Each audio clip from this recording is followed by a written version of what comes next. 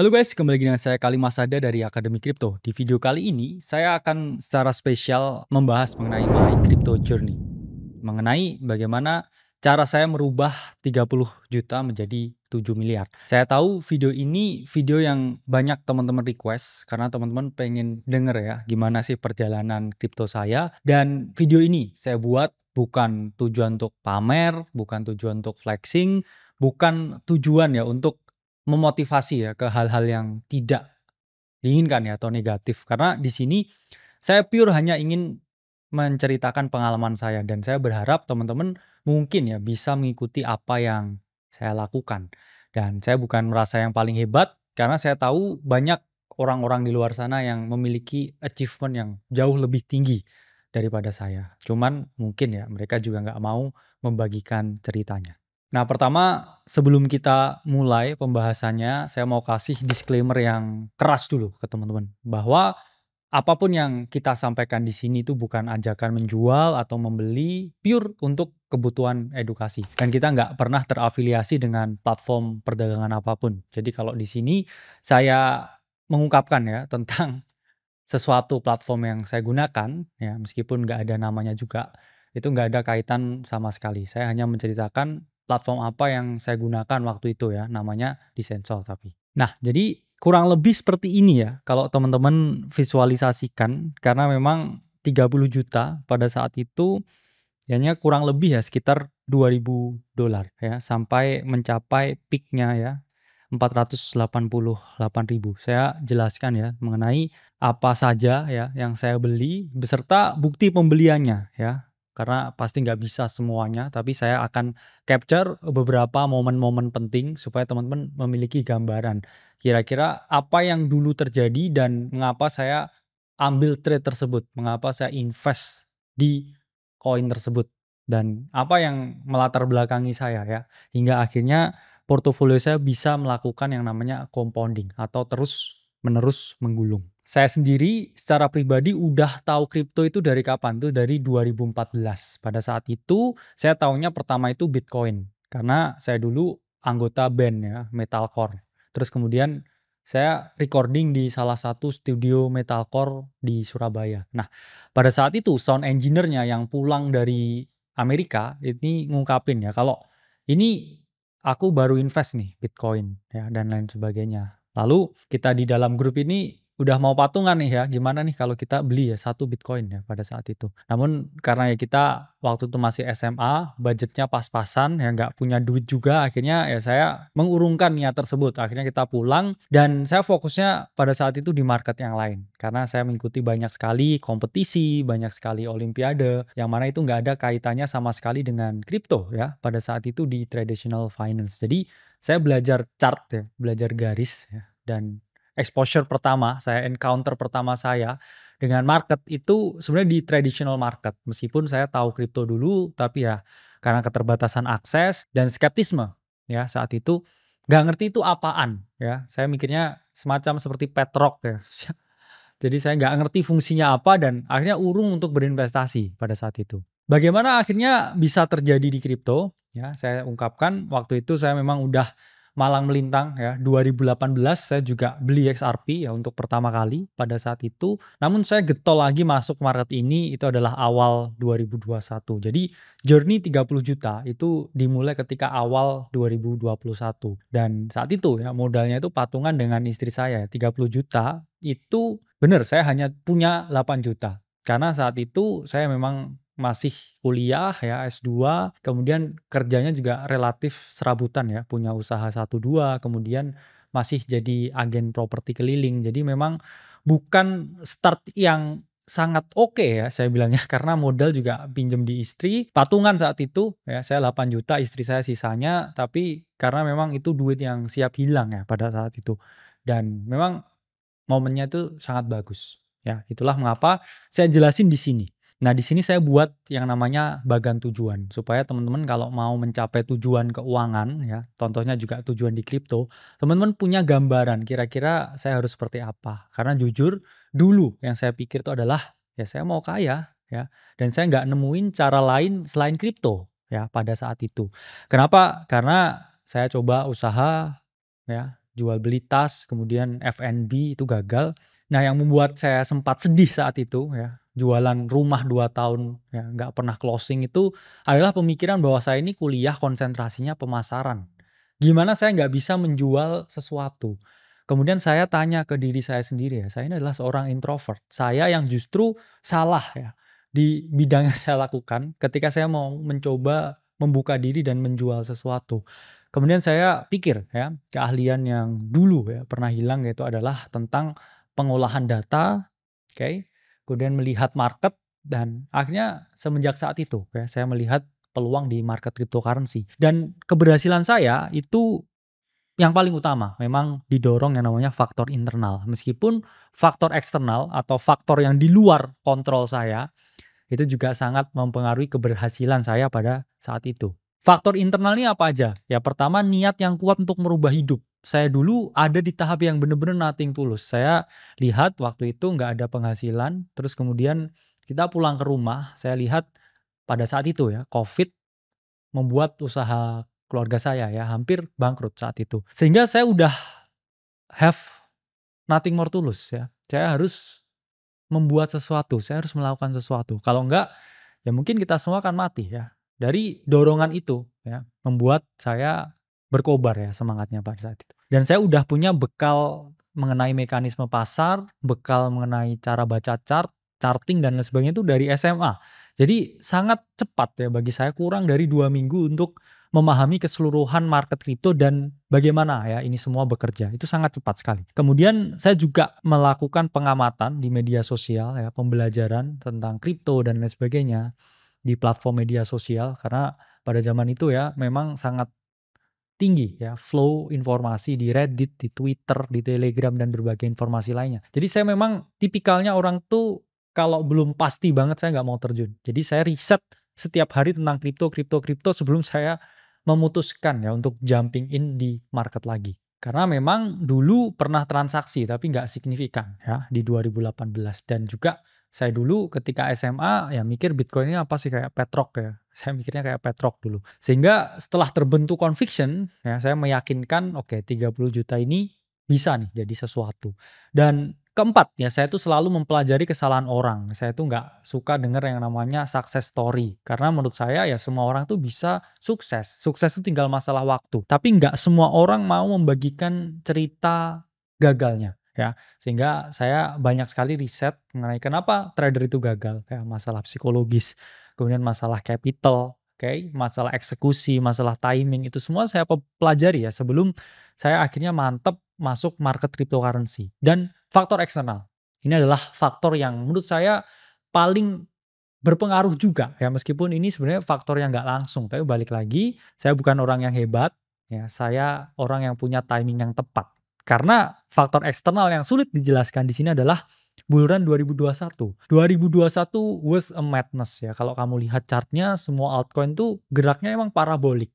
Karena apa? Semua orang pada saat itu di rumah ya, kemudian dapat insentif dari pemerintah ya. Jadi mereka benar-benar semua jadi trader kripto ya pada saat itu. Orang-orang di US ya. Tapi kalau di Indonesia masih belum tinggi pada saat itu. Memang sekarang ada potensi juga ya teman-teman, 2024 dan 2025 ini bull run yang sama.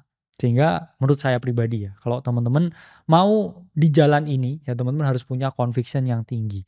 Karena kedua ya pada saat itu terjadi yang namanya altcoin season. Semua altcoin ini pergerakannya sangat parabolik. Saya masih ingat ya, saya waktu itu jual ketika koin itu naik 10x ya, 1000%. Itu saya nyesel.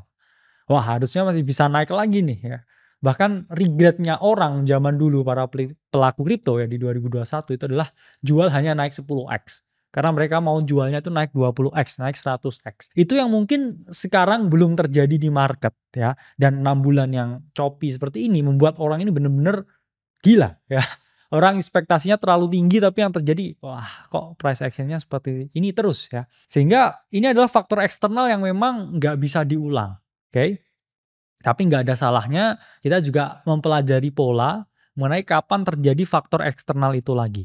Karena 3 ya timing saya masuk itu tepat ya. Tepat sebelum bull market started ya. Tepat sebelum saya melihat yang namanya banana zone. Jadi saya positioning tuh tepat ya, exactly sebelum semuanya ini pumping ya, saya position diri saya dan saya take profit dan saya rotasikan profit saya. Itu yang terjadi. Dan keempat ini adalah keberuntungan. Di sini saya mau jelasin ya, terus terang memang nggak semua teman-teman ini bisa mengalami success story seperti yang saya lakukan, seperti yang saya alami, dan itu pun juga karena kehendak ya Tuhan yang Maha Kuasa, sehingga orang itu bisa dapat ya yang namanya rezeki. Tapi teman-teman selalu ingat ya bahwa yang namanya keberuntungan itu selalu datang pada mereka yang punya persiapan.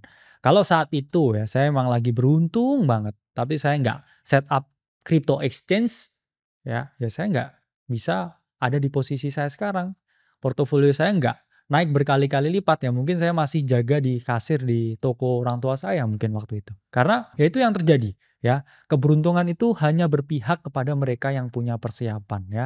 Nggak peduli kamu seberuntung apapun, kalau kamu di rumah cuma tidur, terus kemudian kamu nggak ngelakuin apapun ya kamu nggak bisa jadi siapapun ya. Jadi usahakan keberuntungan. Oke, langsung masuk ya ke tahap pertama di beginning. Ya, ini kita akan bongkar ya Porto HVS dulu. Ya, ini adalah Porto pertama saya.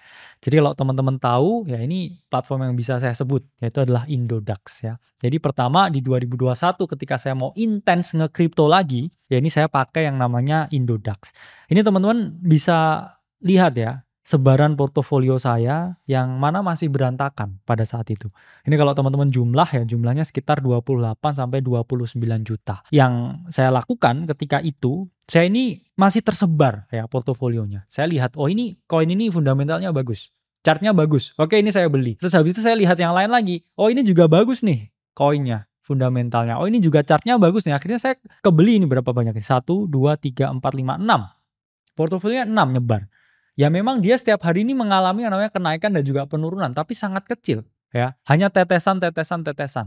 Lalu saya berpikir ini kalau begini terus ya, ini saya nggak bisa gain dengan signifikan ya. Modalnya ini mungkin hanya 30 juta ke 35 ke 37 hingga akhirnya saya berpikir saya harus melakukan yang namanya strategi terkonsentrasi. Kalau saya modalnya kecil ya, saya pukul ke koin kecil ya, apalagi ini big cap semua yang saya beli ya, ini nggak kemana-mana portonya. Hingga yang saya lakukan pada saat itu adalah saya konsentrasikan ya, portofolio saya ke satu play atau one play only. Jadi saya berpikir ya, kalau saya konsentrasi nih ya, 100% porto saya di koin A ya, dan koin A ini naik signifikan, 2x lah. Oke. Kemudian dari koin A yang jadi 2x ini, saya belikan koin B dengan full modal yang udah bertambah. Kemudian beli lagi koin C ya, setelah koin B ini naik berkali-kali lipat, baru saya berpikir porto saya bisa grow. Hingga akhirnya ya pada saat itu saya ingat banget. Pada Maret 2021, saya tahu bahwa Matic itu akan listing di salah satu CEX terbesar di dunia ya, yang warna biru. Kemudian saya konsentrasikan semua modal yang saya miliki dan saya sangat ingat ya waktu itu Matic pump 40% dalam waktu 1 hari. Jadi yang biasanya saya ini hanya tetesan ya, naik berapa juta setiap hari, kecil, ini tiba-tiba dalam 1 hari saya tuh cuan belasan juta ya dari koin Matic di 1 hari saja. Nah itu pasti saya udah euforia ya, saat itu saya sangat ingat ya, saya sangat euforia ya menceritakan ke istri saya dulu dan sangat berbinar-binar ya, saya bilang ini bisa merubah hidup kita ya, saya bilang karena ya waktu itu ya sedikit emosional ya, ini kalau tahu Bro Timothy mungkin dikatain ya, tapi dulu waktu saya merintis ya dan saya trading kripto itu memang istri saya yang masih bayarin billsnya ya kemana-mana. Jadi saya kemana-mana makan tuh masih istri saya yang bayarin karena saya bilang uangnya harus 100% saya alokasikan di sini ya. Saya mau konsen di sini, bahkan sampai portofolio saya grow ya 2 tahun kemudian. Saya ini masih hidup sangat frugal ya teman-teman. Jadi memang gulung-gulung terus dan saya ingat ya, Matic was a life changing dan saya tahu oke, saya harus melakukan yang namanya strategi terkonsentrasi. Kalau begini ya porto saya itu baru bisa bertumbuh.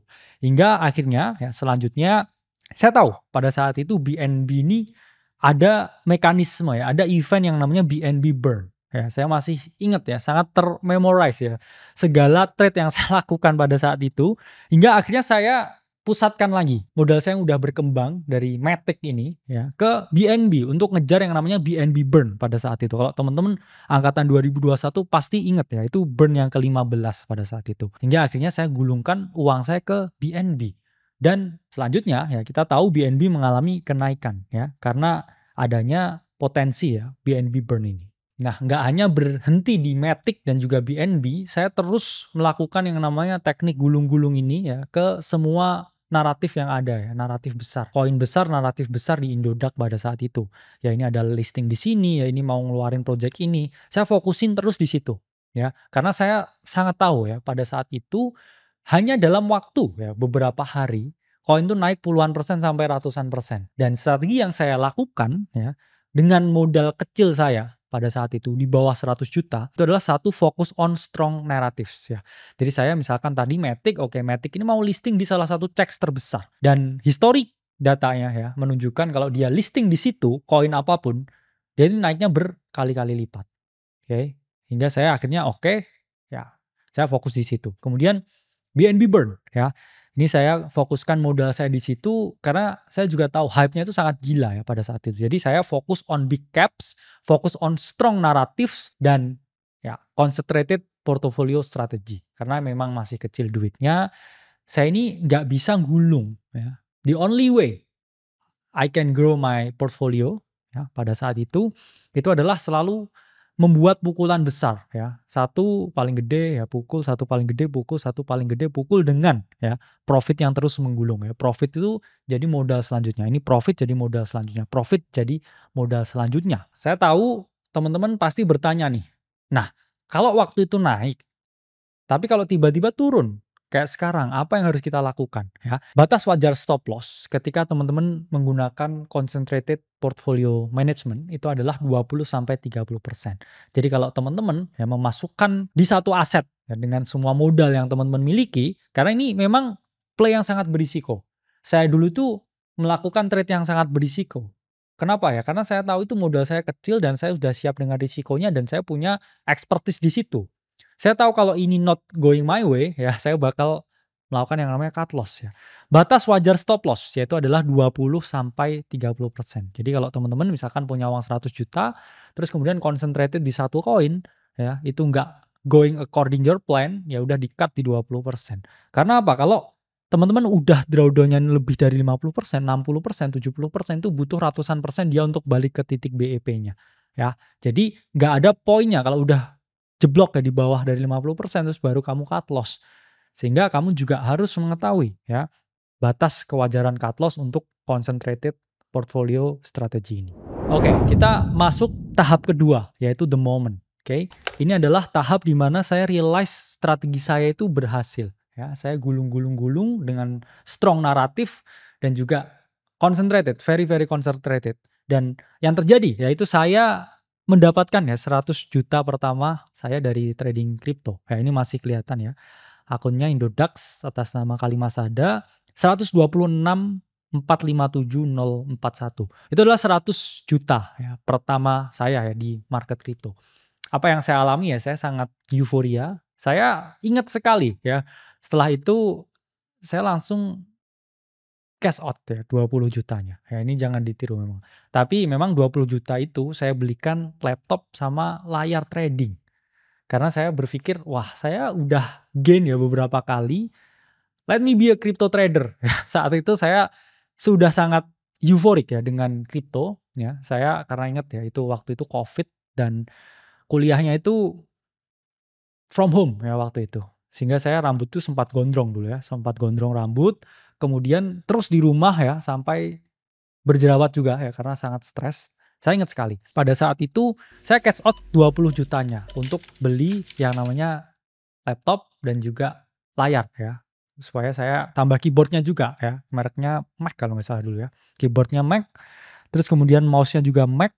Dan 100 jutanya ini kembali ya saya reinvestasikan di market.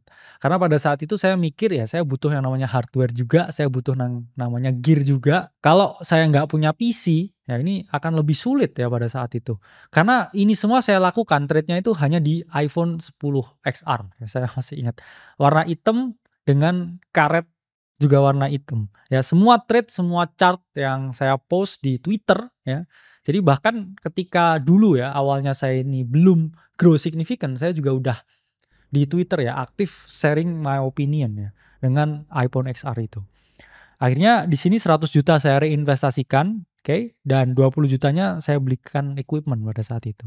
Nah, dan ini pembagiannya ya. 50 juta saya masukkan ke CEX ya, Central Exchange Tier 3 ya saya ngomongnya, yang listing ya, koin-koin aneh-aneh ya. Maksudnya aneh-aneh dia bisa naik berkali-kali lipat atau turun puluhan persen dalam waktu sehari. Dan saya masukkan juga ya 50 jutanya di DEX atau Decentralized Exchange. Karena apa? Karena ini ya, saya dulu merasa sangat jenius, sangat pinter, sangat superior karena saya cuma trading sendiri nih sampai akhirnya saya menemukan yang namanya crypto Twitter pada saat itu. Komunitas kripto yang ada di Twitter. Hingga saya menyadari ya bahwa wah, saya cuma 30 juta ke 126 juta, it was nothing dibandingkan dengan teman-teman di sana yang jauh lebih gila ya. Yang bisa puluhan juta ini jadi miliaran, puluhan miliar itu sangat banyak sekali ya di 2021 pada saat itu. Sehingga banyak orang yang lebih berhasil akhirnya saya juga belajar ya dengan mereka. Hingga akhirnya saya menemukan sesuatu yang namanya low caps ya. Sebelumnya saya ini trading big caps ya, koin yang masuk di CEX Indonesia yang udah berapa tahap ya itu dia lewati sehingga dia kapitalisasi pasar ini sangat tinggi. Oke. Tapi saya tahu bahwa low caps di komunitas ini naiknya bisa lebih gila-gilaan. Itulah kenapa modalnya akhirnya saya split ya di CEX Tier 3 dan juga di DEX atau Decentralized Exchange. Dan kita masuk ke tahap 3 yaitu adalah low caps journey. Di sini saya menggunakan strategi yang namanya bajing loncat naratif. Ya, memang waktu itu saya nggak ngerti strateginya apa, tapi saya udah tahu dulu itu ada yang namanya naratif. Dan koin ini selalu pumpnya ini bergantian dari satu naratif ke naratif yang lain ya. Ini strategi baru saya temukan di 2024. Baru setelah saya tahu ya bahwa ini bajing loncat nih namanya gini-gini. Tapi dulu itu saya nggak ngerti. Tapi saya tahu bahwa money move. Kalau ini nggak saya TP, nggak saya pindahin ke koin yang lain, ini bakal turun. Nah itu yang saya tahu pada saat itu. Fenomena yang saya lihat ya pada 2021 itu. Ini yang terjadi ya, praktiknya seperti ini. Jadi saya selalu loncat ya dari naratif A ya ke naratif B ya. Dari meme misalkan ke GameFi, kemudian ke DeFi dan lain sebagainya. Ini yang saya lakukan ya pada saat itu. Jadi saya memindahkan uang saya ya dari satu naratif ke naratif yang lain, satu naratif ke naratif yang lain, satu naratif ke naratif yang lain. Tujuannya apa? Ya tujuannya adalah merotasikan dan menggulung keuntungan yang saya miliki. Ya, jadi ini ada yang namanya compounding effect ya teman-teman atau efek bola salju. Memang kalau portonya teman-teman awalnya 10 juta ya, per beli koin paling 2 juta. Tapi gimana kalau ini naik jadi 100 juta? Pasti per beli koinnya ini teman-teman bukan 2 juta lagi tapi 20 juta. Kalau 1 miliar ya, per beli koinnya ini pasti lebih gede lagi jadi 200 juta. Itulah mengapa ya ketika kamu melakukan yang namanya reinvestasi dan portofolio sizesmu ini jadi tambah gede, kamu jadi lebih pede lagi ya untuk masuk ke play apapun. Kamu pede beli koin, kamu pede positioning, kamu pede main naratif ya karena modalnya udah gede ya. Tapi untuk modalnya jadi gede ya, ini ya memang butuh yang namanya proses, oke? Dan saat itu memang prosesnya saya sangat cepat sekali hanya dalam hitungan bulan. Karena ingat ya, tadi faktor eksternal yang saya jelaskan, bulan 2021 dan juga alt season. Nah ini juga hal yang bisa teman-teman lakukan, ya misalkan teman-teman punya uang 10 juta, mau fokus di satu naratif dengan 5 koin, teman-teman nanti bisa ujungnya reinvestasi ya, semua keuntungan yang teman-teman dapatkan dari memutar-mutar modal yang teman-teman miliki ini. Ini yang saya tunjukkan ya, salah satu transaksi yang saya lakukan pada saat itu. Memang pada saat itu low cap di exchange hijau ya saya bilangnya, tier 3, ini banyak sekali ya teman-teman, ada ratusan koin yang naiknya itu puluhan bahkan ratusan kali lipat. Saya hanya identify patternnya, saya lihat community-nya, saya lihat hype-nya baru saya positioning. A lot of free money chart in 2021. Ini adalah XPR contohnya ya. Saat itu saya beli ya ini dengan modal ya 20 juta ya pada saat itu. Teman-teman tahu juga ya ketika 2021 chartnya ini semua seperti ini ya. Kalau sekarang memang udah went to zero ya. Jadi memang dulu bottoming terus kemudian parabolic dan saya melakukan take profit untuk saya putar ke yang lainnya ya. Ini screenshotan dari XPR yang saya beli dulu. Jadi ini ya before afternya ya, dimana XPR dulu waktu awalnya 20 juta ya, 35.000 hingga saya average up lagi ya, nambah posisi sampai akhirnya ya dia profit di 105 juta ya, 125.000. Ini jauh lebih tinggi lagi ya pada saat itu. Jadi yang saya lakukan pada saat itu adalah buy and hold on strong coins ya, strong low caps with big community. Dan saya tahu ya, saya hanya memanfaatkan herd-nya banyak orang. Dan kemudian setelah dia naik di atas ya, saya melakukan yang namanya TP atau take profit ya, bukan take picture. Baru saya rotasikan ke koin yang lain. Ini juga contohnya a lot of free money chart ya in 2021. Ini juga VRA ya. Saya juga beli ya 20 juta bottoming chart. Kemudian dia mengalami kenaikan yang sangat amat signifikan hingga porto saya bertumbuh ya. Yang mana awalnya hanya 50-an juta ya, 57 juta sekian hingga akhirnya 270 juta 950 732 ya. Ini saya ingat masih lebih tinggi ya dari ini, masih lebih tinggi dari ini. Jadi yang saya lakukan itu adalah saya merotasikan dan hanya dalam waktu yang singkat ya teman-teman, hitungannya tuh bulan ya, minggu ini kamu udah lihat pergerakan. Jadi kalau teman-teman sekarang ini masih galau ya dengan alt season, galau dengan portofolionya, ingat ya, selalu ada momen teman-teman di mana semua ini akan wend parabolik. Dan ini dulu yang saya rasakan ya, 2 bulan tiba-tiba udah naik berkali-kali lipat. Jadi keep on compounding ya, portofolio saya itu keep on compounding. Nah, meskipun saya gain secara signifikan dari low caps yang saya beli dengan bajing loncat naratif, namun life changing momennya bukan itu. Ya, di tahap keempat ini yang saya akan jelaskan. The life changing moment ini yang totally ya merubah hidup saya pada saat itu. Saya masih ingat ya. Saya menggunakan strategi tebar jala ya. Balik lagi di 2021 saya nggak ngerti yang namanya tebar jala ya. Baru setelah dari pengalaman-pengalaman itu saya buat strategi, oke ini namanya tebar jala ya. Strategi ini ya baru keluar di 2024 ya, yang saya tulis di Crypto Investing Principle. Karena itu semua dari pengalaman-pengalaman yang saya lalui ya. Saya lalui, saya lakukan, saya amati, ya, saya telusuri, baru saya tulis. Itulah kenapa bisa sangat cepat ya. Karena itu yang memang udah terjadi di masa lalu. Kenapa dulu saya melakukan yang namanya tebar jala? Balik lagi karena fenomena pada saat itu saya nggak ngerti mana yang bakal pump. Oke? Jadi ada naratif yang kuat nih pada saat itu, yaitu adalah meme coins naratif. Tapi meme coinnya terlalu banyak dan naik semuanya. Tapi bedanya ada yang satu ini hanya naik puluhan persen, ratusan persen, tapi ada yang naiknya ribuan kali. Nah, supaya saya nggak salah milih ya, ntar saya all in ya, terkonsentrasi, tapi dia cuma naik puluhan persen. Karena kalau dulu kita jump on the bandwagonnya Doge ya, saya memang trade Doge juga waktu saat itu, nggak akan signifikan ya, naiknya hanya puluhan persen. Tapi kalau tebar jala, ini ada 1-2 yang tesis saya ya pada saat itu akan jadi the next Dogecoin. Jadi saya nggak beli Dogecoin. Karena saya tahu market cap-nya udah tinggi sekali ya, Elon Musk udah pom-pom berkali-kali lipat. Saya ngerti bahwa this will not be ya bigger than this ya. Dan saya pikir pada saat itu apa nih yang bisa jadi Dogecoin? Itu was a contrarian thinking pada saat itu. Hingga saya tebar jala ya ke berbagai meme coins pada saat itu. Jadi tebar jala itu adalah konsep ya di mana teman-teman ini mengalokasikan portofolio teman-teman secara merata ya. Ingat ya, merata. Jadi jumlahnya ini juga rata juga. Ya, jadi teman-teman nggak memihak satu dengan yang lain ya. Kalau nanti satu portofolio ini lebih gede di sini, lebih gede di sini, ini lebih kecil, itu sulit trackingnya ya. Dan hasilnya tidak akan seefektif dibandingkan semua flat. Jadi misalkan kamu punya 100 juta, ada 100 koin, misalkan kamu sebar 1 juta, 1 juta, 1 juta merata. Ya, itu adalah strategi tebar jala. Nah, pada saat itu tesisnya adalah akan ada 1, 2, 3, 4 atau 5 koin emas ya, atau ikan emas yang akan menutup kerugian ikan busuknya ya, atau koin busuknya. Saya tahu mungkin 1, 2 pada saat itu ada yang rug pull, ya, ada yang ditinggal developernya, ada yang community-nya nggak solid dan lain sebagainya. Tapi saya tahu beberapa ikan emas yang saya pilih jadinya itu akan melipat gandakan ya kekayaan yang saya miliki ya pada saat itu. Dan di sini ya, tebar jala pun ada kelebihannya ya. Jadi ini saya sambil cerita sambil ngajarin teman-teman. Pertama, ini strategi sangat efektif di bull market. Kenapa? Karena satu, semua itu naik. Bedanya hanya naiknya berapa banyak. Mana yang naiknya paling banyak. Oke? Jadi kalau teman-teman nggak ngerti mana yang naiknya paling banyak, saya juga nggak ngerti ya. Saya sebar ke semuanya.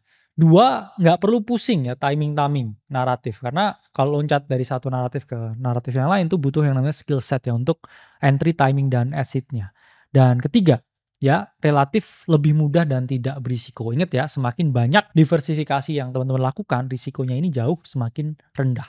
Dan ada kekurangannya ya. Satu, gains ini nggak maksimal karena nggak konsentrasi. Ya ingat ya, di pertama tadi modal kecil saya ini konsentrasi. Tapi kedua, modalnya udah agak lumayan nih ya teman-teman. Udah grow jadi ratusan juta, jadi ya udahlah ya, saya nggak perlu konsentrasi pada saat itu. Dua, kadang terlalu banyak koin ya, terlalu banyak yang ada di portfolio ini, saya bilang ya portofolio kayak swalayan. Satu dua koin ini naik-naik gitu, terus bingung gitu. Scroll, waduh ini, waduh itu ya. Jadi itu juga sangat hard to manage ya. Dan ketiga, kadang emang ini ada bias ya. Kalau teman-teman pakai strategi ini, bias untuk tidak melakukan riset sama sekali. Ya udahlah, saya punya jatah gagal, jatah salah yang banyak, ya udah saya beli semuanya. It was not the idea, karena pada saat itu saya sebar jala ke meme coin itu dengan tesis yang sangat kuat. Masing-masingnya sangat kuat. Dan saya sangat ingat ya, tebar jala yang saya lakukan di meme coins yaitu Shiba Inu, ya Akita Inu, kemudian ada SafeMoon, kemudian ada Dogelon, kemudian ada berbagai koin-koin yang lainnya. Saya udah nggak bisa inget ya, tapi beberapa saya sangat inget yang gainnya paling tinggi ya pasti ya. Tapi yang beberapa ini yang udah salah ya jadi sampah, ya ini nggak saya inget-inget. Oke? Hingga ya ini the life changing moment dari strategi tebar jala yang saya lakukan, yaitu adalah ketika saya membeli yang namanya SIB atau Shiba Inu. Oke, di sini teman-teman lihat amount-nya ya.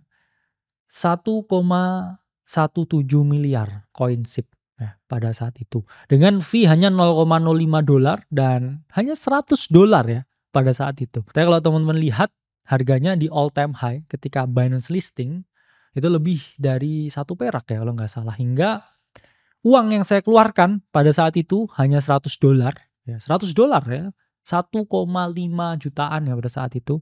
Sekarang ya 1,5 juga, 1,6, 1,5.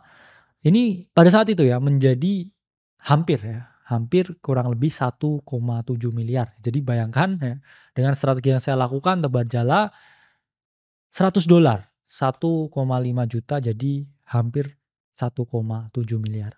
Ya itu adalah kripto ya. Life changing money to be made. Ingat ya, faktor eksternal, faktor eksternal, keadaan yang sangat euforik dan penempatan yang tepat dan keberuntungan yang memberikan saya ini semua ya.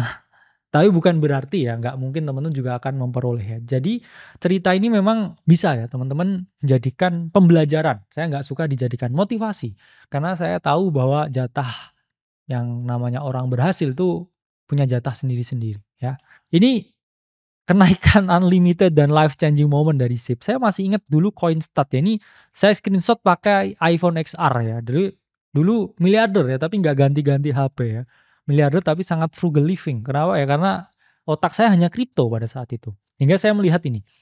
Shiba Inu bahkan kenaikannya di Coinstat pada saat itu ini udah unlimited ya kenaikannya. Karena saya belinya di bawah banget ya, dan mengalami kenaikan yang luar biasa tinggi. Jadi it was a life changing moment dengan Shiba Inu ya pada saat itu.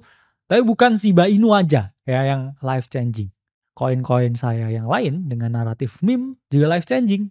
Nah, ini saya juga beli Akita Inu ya, sangat di bawah dan boom ya, dia parabolik. Bahkan kenaikannya di sini gambarnya unlimited ya kenaikannya. Karena hanya dari $100 ya, ini dari ratusan juta ya. Nah, ini bahkan kenaikannya juga unlimited ya. Akita Inu hanya ratusan dolar jadi ratusan juta. It was wild ya di 2021. Ingat, faktor eksternal. Nah, kemudian karena saya memperoleh ya keuntungan miliaran dari meme coin pada saat itu, saya sangat percaya diri dengan apa yang saya lakukan. Jadi saya ambil ya berbagai trade, kemudian ICO ya, pre-sales, dan juga naratif trading ini jadi lebih agresif karena saya tahu saya punya yang namanya bantalan ya. Saya dari puluhan juta jadi miliaran, wah ini bantalannya tebel nih. Berarti saya bisa melakukan apapun ke depan ya dengan konsisten. Dan kita akan bahas ya tahap 5, wealth maintaining and trading for living. Jadi yang terjadi pada saat itu, saya melihat potensi perubahan harga Bitcoin atau change of character. Setelah dia hampir breakout ya di 69.000 pada saat itu, dia turun nih ya. Tapi saya waktu itu masih denial ya. Saya mikir oh ini masih bull market dan lain sebagainya. Hingga dia mengalami yang namanya change of character, break 60.000. Saya berpikir, ini portofolio saya udah mulai drawdown ya, 30-an% dari all time high-nya. Jadi ingat ya, udah puluhan juta jadi miliaran udah drawdown nih ya. 30-an% dari all time high-nya. Saya mikir kalau saya biarin, ya ini saya bisa balikin semua profit yang saya miliki. Saya ingat ya waktu itu saya juga lihat video ya yang saya udah bahas di awal. Saya selalu mempelajari kesalahan orang lain. Ya, kesalahan orang terbesar di kripto waktu 2018 yaitu adalah ketika blow off top, mereka ini nggak take profit sama sekali. Hingga akhirnya dia kehilangan semua yang dia miliki. Hingga pada saat itu, ya akhirnya saya mantep untuk melikuidasi semua aset saya ketika Bitcoin di 57.000. Dan pada saat itu on the way down, saya baru ya, teman-teman ingat ya, trading di market yang dua arah. Jadi kalau masih biasnya up only, masih di bull market, saya lihat nggak ada urgensinya teman-teman untuk trading dengan leverage. Karena leverage might be your enemy. Ya, mungkin leverage yang menjauhkanmu dari financial freedom yang kamu miliki. Jadi bahkan saya menyentuh yang namanya leverage itu setelah kita memasuki yang namanya bear market. Karena saya harus ya trading dengan bias dua arah. Jadi easy mode ya, saya udah paham waktu itu tidak terjadi lagi dan might be ya, pada saat itu market udah switching hingga harus mengambil yang namanya potensi trade dua arah pada saat itu. Nah, pada saat bear market ya, saya trading dua arah karena udah punya yang namanya bantalan tadi. Jadi saya bisa trading secara konsisten ya, setiap hari menghasilkan puluhan juta, kadang ratusan juta juga, kadang loss juga ya, ada hari-hari di mana market tidak bergerak sesuai dengan kehendak saya. Dan pada saat itu saya aktif ya teman-teman trading dan juga aktif membagi keuntungan saya ke teman-teman yang ada di city luar ya. Gak ngerti ya saya dulu ngapa ya punya mental seperti itu, tapi saya suka ya memang berbagi ke orang lain dan merubah ya hidup orang lain. Karena mungkin bagi saya itu hanya sesuatu yang bisa saya dapatkan 1 menit, tapi mungkin bagi orang lain itu adalah sesuatu yang dia dapatkan selama 1 bulan. Dan kita harus ya menghargai juga yang namanya pemberian. Saya percaya banget ya bahwa market ini kalau baik ke kita, ya kita juga harus jadi orang yang sama baiknya. Jadi saya konsisten profit tiap hari dan konsisten bagian profit saya setiap harinya. Ketika bear market pun banyak hal-hal yang autistik ya terjadi setiap harinya ya, karena itu memang karakternya kripto. Dan di 2022 juga ya ketika bear market saya ingat saya juga profit yang sangat tinggi ya dari meme coin yang namanya Suka ya, yang gambarnya naga ya pada saat itu. Dan di sini juga ya saya shorted Luna juga ya, kalau teman-teman ingat Luna ya crash sampai ke 0 dan ketika 0 ya saya di private community saya yang dulu saya ini ya beli Luna benar-benar tepat di bottomnya. Jadi dia bottom 0 ya di exchange yang warna hijau. Saya masukin 10 juta ya pada saat itu. Dan ya akhirnya naik ya. Luna itu bouncing pretty hard ya. 150x dalam waktu 1 minggu ya.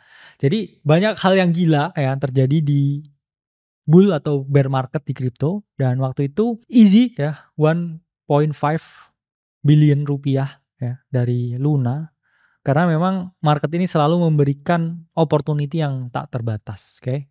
Jadi karena saya punya bantalan yang cukup, jadi setiap hari saya juga merotasikan profit yang saya miliki. Apakah semua itu hanya keberuntungan? Karena kan momennya saya bilang faktor eksternal, plus saya juga baru figure out semua strategi yang saya miliki, ya ini di 2024. Dan apakah sistem itu semua bisa diulang? Ya jawabannya memang saya lagi coba merecreate ya, tapi memang dengan approach yang berbeda di private channel ya di AC dengan ya, trade setiap hari ya risking 5% dan saya pengen ya gain secara konsisten compounding 100% setiap bulannya. Memang sulit ya, tapi saya juga suka ya menantang diri saya sendiri dan untuk membuktikan diri ya, bukan untuk membuktikan ke orang lain, bukan untuk bahan sombong-sombongan, tapi memang ya saya ingin membuktikan ya dari modal yang relatif kecil, apakah saya bisa merecreate apa yang saya recreate dulu ya dari $10.000 ya, ini masih di angka 22.000 dalam waktu 2 minggu ya. Target saya ke 1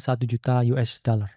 Kira-kira kalian bisa belajar apa dari story saya, bukan sukses story ya, tapi crypto story.